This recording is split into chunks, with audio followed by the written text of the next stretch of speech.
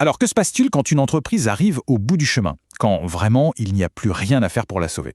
C'est une question un peu difficile, c'est vrai, mais la réponse se trouve dans une procédure juridique très précise.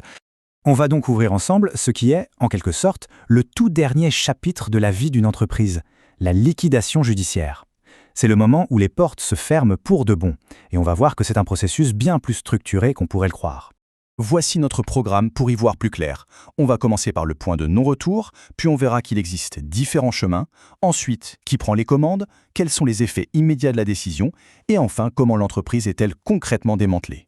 Allez, on attaque tout de suite avec la première partie, le point de non-retour.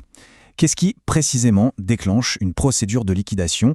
Alors, pour faire simple, la liquidation judiciaire, c'est une procédure légale qu'on active quand une entreprise n'arrive plus à payer ses dettes, et surtout quand on estime que son redressement est impossible. Là, l'objectif n'est plus du tout de la sauver. Le but est clair, on met fin à l'activité, on vend tout ce qui peut l'être, et on utilise l'argent pour rembourser les créanciers. Pour qu'une telle procédure soit ouverte, il faut deux conditions essentielles. La première, c'est que l'entreprise soit en cessation des paiements. En clair, ça veut dire qu'elle n'a plus assez de trésorerie pour payer ses dettes. La deuxième, et c'est vraiment le point de bascule, c'est que son redressement soit manifestement impossible. Ce n'est pas juste difficile, c'est sans espoir. À partir de là, la demande peut venir du dirigeant lui-même, d'un créancier qui attend son argent ou même du procureur. On enchaîne avec la deuxième section. Il faut savoir une chose, toutes les liquidations ne se ressemblent pas.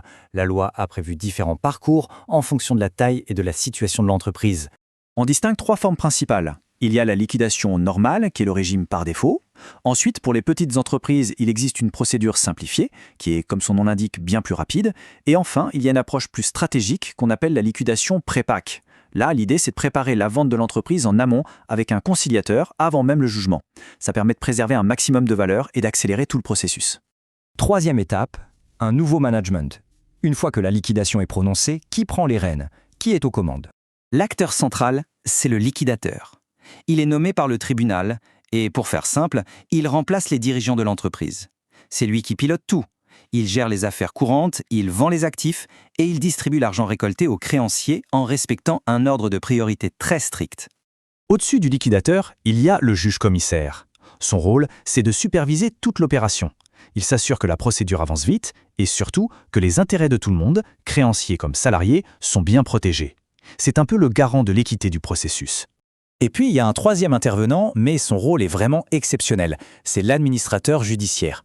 On ne le voit que dans les rares cas où le tribunal autorise une poursuite temporaire de l'activité, souvent pour faciliter une meilleure vente de l'entreprise. Ça nous amène tout droit à notre quatrième partie, le dénouement.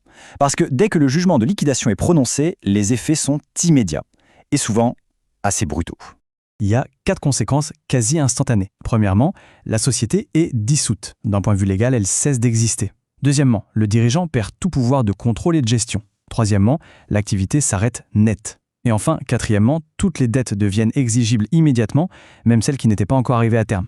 Le terme juridique qui désigne cette perte de contrôle est le dessaisissement du débiteur. Ça sonne un peu technique, mais c'est très concret. Le dirigeant est totalement dépossédé de la gestion de ses biens professionnels. Tous ses droits sont transférés au liquidateur. C'est un changement de pouvoir total et immédiat. On arrive à notre dernière section. Des actifs, au centre. Concrètement, comment l'entreprise est-elle démantelée pour tenter de rembourser ses dettes? Il y a deux grandes stratégies pour vendre ce qui reste. La première, c'est le plan de cession. On essaie de vendre l'entreprise en entier ou une de ses branches d'activité à un seul repreneur. L'objectif ici, c'est de préserver l'activité et, si possible, les emplois.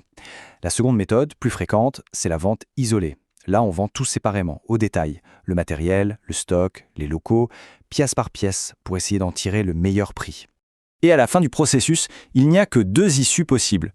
Le scénario idéal, mais très rare, c'est l'extinction du passif. Ça veut dire que la vente des actifs a permis de rembourser l'intégralité des créanciers. Tout le monde est payé. Mais l'issue la plus commune, c'est l'insuffisance d'actifs. Il n'y a tout simplement pas assez d'argent pour tout le monde. La procédure est alors clôturée et certains créanciers ne reverront jamais leur argent. Une fois la liquidation officiellement terminée, le chef d'entreprise, lui, retrouve ses droits personnels.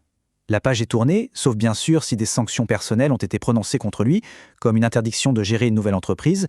On doit quand même mentionner un cas particulier très important, le rétablissement professionnel. C'est une procédure bien plus légère, conçue pour les entrepreneurs individuels qui n'ont pas de salariés et très peu d'actifs. Ça leur permet d'effacer leurs dettes professionnelles sans passer par la lourdeur d'une liquidation. C'est une sorte de droit à la seconde chance pour les plus petits. Alors, pour conclure, comment faut-il percevoir la liquidation? Est-ce que c'est simplement un échec ou est-ce qu'on peut aussi la voir comme une étape nécessaire et peut-être même saine du cycle économique? Un processus qui permet de réallouer les ressources vers des projets plus viables? C'est une question qui mérite réflexion.